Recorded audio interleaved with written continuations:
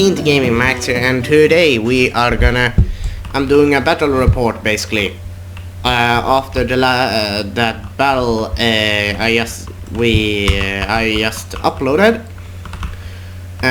If you're wondering, I'm actually uploading it right now when I'm recording this. I'm uploading it, but uploading the big battle, biggest battle so far, as I'm calling it. But this is recorded right after, but it's gonna be right after the big battle video. So yeah, but what we're gonna do here is we're gonna basically take a look here at the current situation of the Confederacy, and we are also gonna take a look at what the Union commanders are planning, because we want to know that, right? We want to know what the hell they're planning, because also the Confederates. We are gonna do this is gonna be a pretty long battle report, basically checking on what's going on, and yeah, how this battle unfolded, and we all know how that went. Yeah, let's get on with it, I guess. So I made one change. We're still gonna use this stat, but I have actually added the skill and the morale to the individual units. So those units are in combat will gain 5. So every battle a unit wins, they will gain 5 skill. So but if a unit if the unit has, so yeah, that's pretty simple, guys. They gain skill by winning battles. But if this unit is in battle and they lose, there are 2 things that can happen. One, they could take losses, and they won't lose 5 skill. They won't lose anything. They won't lose their skill. And the morale should be then the morale needs to not be at the breaking stage. And that's actually the second thing. So if a unit breaks, and the only way for a unit to break is when their morale is below 5, and their morale will go below 5 when they have only like 47 to 18 men left, when they're really low men. So when that happens, they will break, and then they're gonna lose 5 skill. And this is what yeah, these guys you lost, yeah. And this guy should have 5. There we go. So the units will lose 5 skill for every time they lose in a battle when they break. Yeah, so that's pretty much the new thing I have implemented. And I also have the morale system is also, we also got morale for each individual division. And so if one division breaks, then there should be more strategic things with it. You could go in, if this unit breaks, then you can send this guy right, like going here and yeah, you know, causing all kinds of chaos. So it's pretty much a small change, just a small change. I thought this was it was a dumb idea to have for all of this, but I will come up with new rules for that to adapt this to this. Yeah, as you can see, no real movement, or we should actually move, because we're gonna move these guys, because these guys are actually moving to Woodward. Woodward is located in Oklahoma. Oklahoma is currently basically mostly controlled by the Confederates, and recently the Oklahoma has been as you can see, pretty much overwhelmed. Confederates are struggling to keep the Union back here. The only real place where there's still a lot of resistance, and when these guys resist, the longer they resist, the longer these guys will fight on. So morale comes into play here. So if when these guys break, then these guys will probably break, because these guys are only militia. They, as you can see, their skill is only 5, but they will gain more skill if they win here. We're gonna do a battle probably soon here, because Oklahoma is probably gonna be very important here in this season. But back to these guys, they are actually this is why. So now I actually explain why the Union are actually trying to push through here. It's also pretty much they could do like this, so they can push 2 entire armies through here, and then they could probably go around, and one division could, and one army could hold back the Confederate reinforcements over here coming from these 2 roads, and then the other army can go around and take Oklahoma. These guys will probably react, but not fast enough, because they got an entire Union army. So it could be a decisive Union victory here if the Union do it right and fast enough.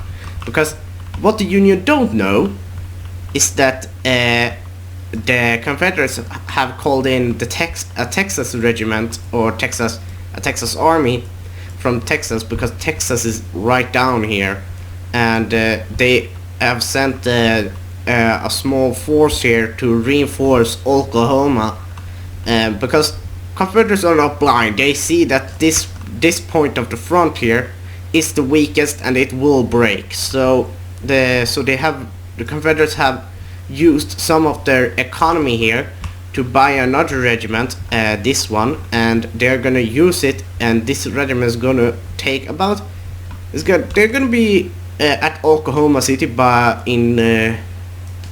in like, I would say in like 2 days probably. And 2 days, when I mean 2 days, is probably then 2 battles. So 2 battles, and then they will be at Oklahoma City, and it's gonna take then it's gonna take a while to get there if they want to do that. But they will probably not even, the Confederates don't even plan to reinforce these guys. They plan to reinforce Oklahoma and send up some of these guys up here to sorry guys, talking too fast. I hope I say this right. Tools are broken. I'm even gonna try it.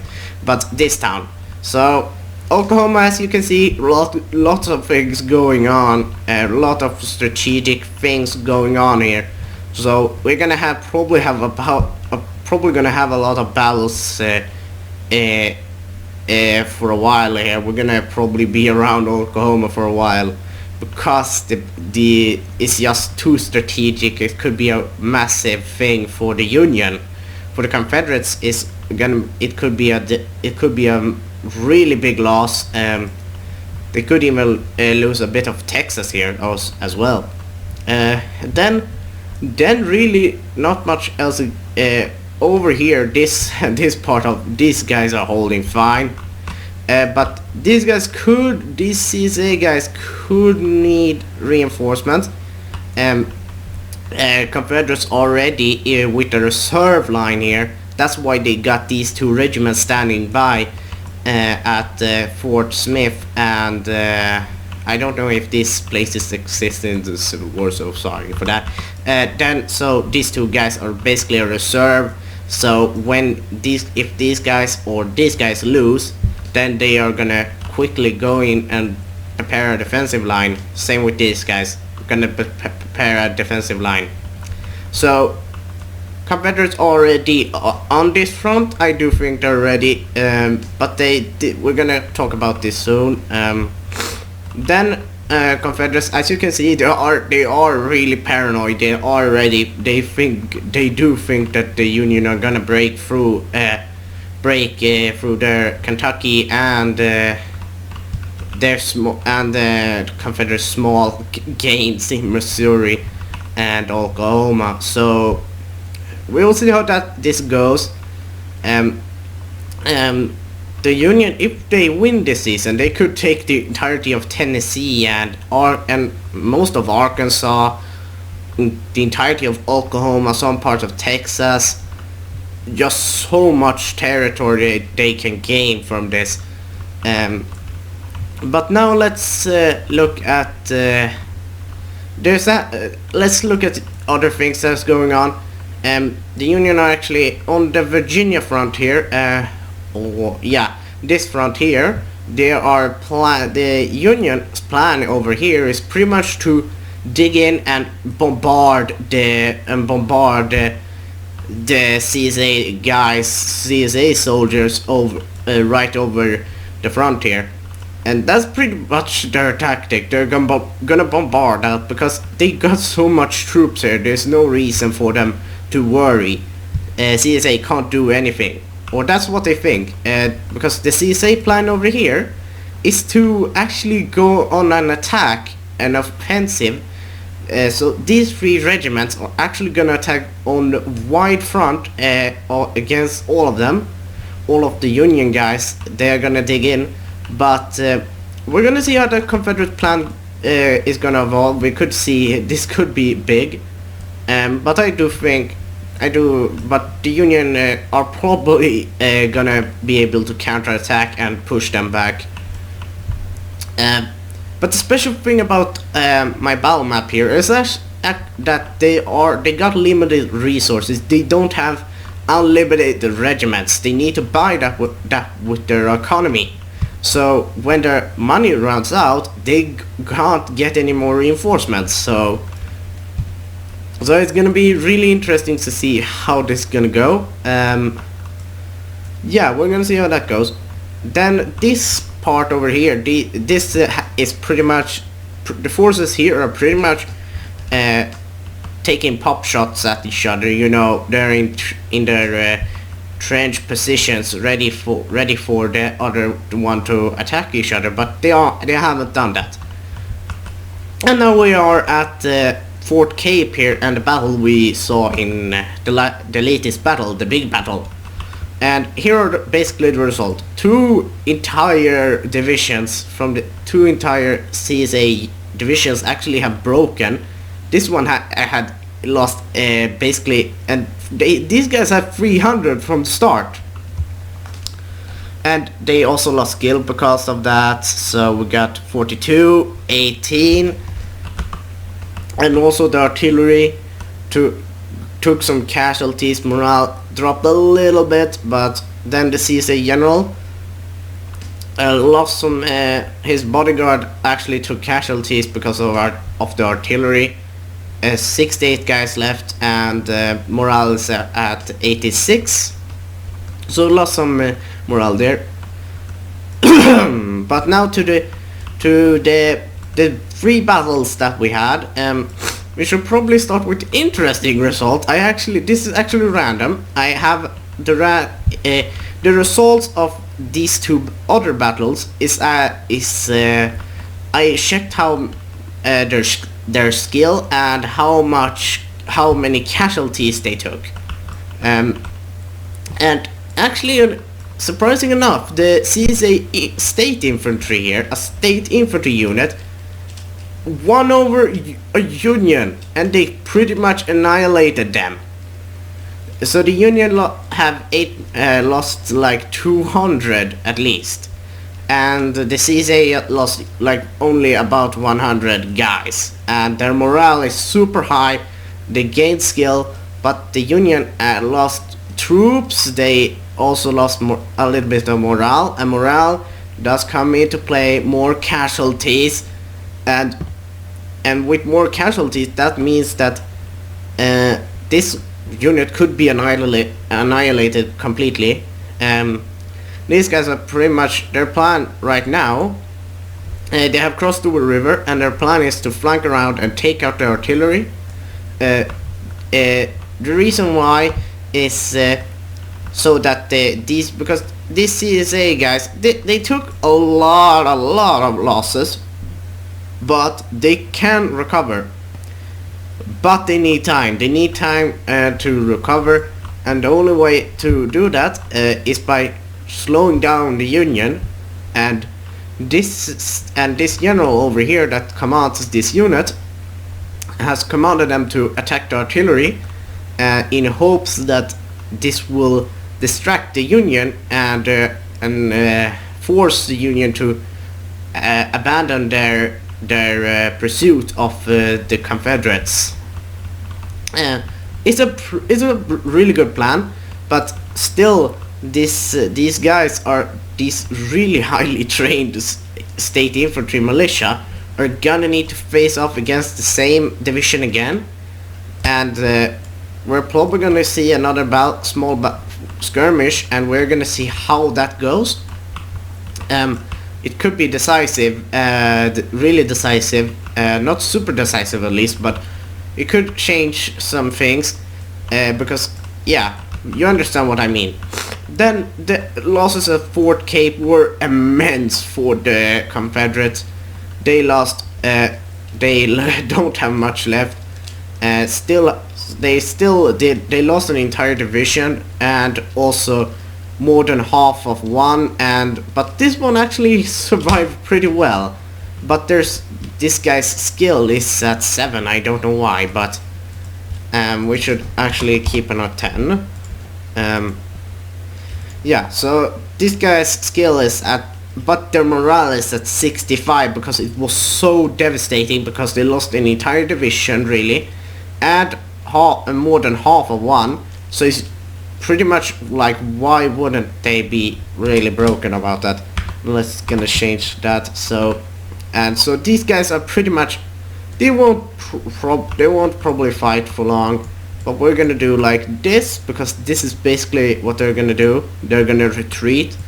We're gonna do a small retreat, a quick retreat with the general, and they're gonna prepare a defensive line and get ready for an assault by the Union. Then we got the battle for Cape River. But I haven't checked the total losses, but they were really big losses. As you saw, another CSA actually broke, and then we got only 4 CSA divisions actually left here that are still able to fight on, but in a very poor condition. They lost a lot of men. Morale has actually dropped a lot. Yeah, as you can see, they don't have that much morale. Then the flag bearer, 2 flag bearers were lost, and their morale has actually dropped really much. And then the Union, actually, surprising enough, they only this one has morale of 96, and they actually gained now they have 15 skill and 295 men left. And this one pretty much dead. They're gonna retreat, but with them, and this one is also gonna retreat. These guys are gonna, because these Union guys are gonna start walking back, because they're gonna need to go to St. Louis for you know, to get more men, and then they're gonna walk back and yeah, gonna fix the rest of this. And then the high morale guys here are gonna then the Union general is gonna move them over here, and and then the last one actually also in a good conditions, 98, better than the much better than that one. So really high morale, and skill actually have and you see these guys are now really veterans here, and so also the CSA general sees that it's a dumb idea to stay there, and so he prepares, he's falling back, these guys, so he's gonna fall back and gonna prepare a defense against the Union. Gonna need to fall back a lot, gonna need to lose a lot of territory just to survive. Yeah, so we're gonna see here, we're gonna put fly bearer there, and we're gonna put the artillery, we're gonna scale it down, we're gonna put it there. And now the Confederates are gonna take up defensive positions, and with that the Union now controls more territory, and we're gonna do that, and still really large, damn. We're gonna do it like that. Oh, no, there we go. And we're gonna, because here we go, we got a victory here. So, oh fuck, I'm ruining the entire map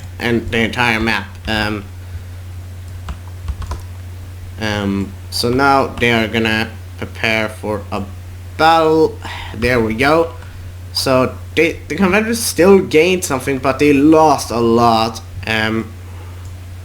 Union gonna advance, and these guys, so you can see that the Union are now advancing. The general's still gonna stand back here. The Unions are still actually in a pretty bad situation here. They're gonna need reinforcements. Of course, the Confederates are in a much worse position than their Union counterparts. But we're gonna see how this actually goes. We could this could be a decisive victory. The CSA general could have retreated to Memphis, but he's not gonna do that. He's gonna stand to the last man, and we're gonna see if he can actually win a victory, and then he could try another assault on Fort Cape, and that could go really bad. But we're gonna see how that goes. But yeah, that's pretty much it, guys. So the situation is looking bad for the Confederates. They could regain the initiative, could regain from this, but they are gonna need to do it fast, because the Union are doing some quick moves here, and with the victory here with the Union victory here at Fort Cape, that then the Union are probably gonna push up more forces from St. Louis down here, and gonna prepare for a mass attack on Memphis or towards it, because there's gonna be first probably a battle there, and then a battle here for Memphis itself. And it's gonna be probably the bloodiest part of the front, this front here, right here. Oklahoma, we'll see how that goes, and Virginia is pretty much stalemate at the moment. They're not doing anything over there, but we are gonna keep our focus here around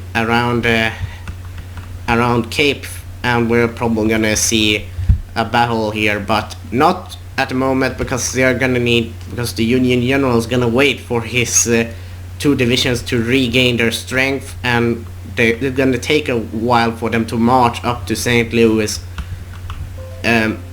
So we're gonna see how things go, guys. See you guys in the next one. Hope you enjoyed the battle report. See ya.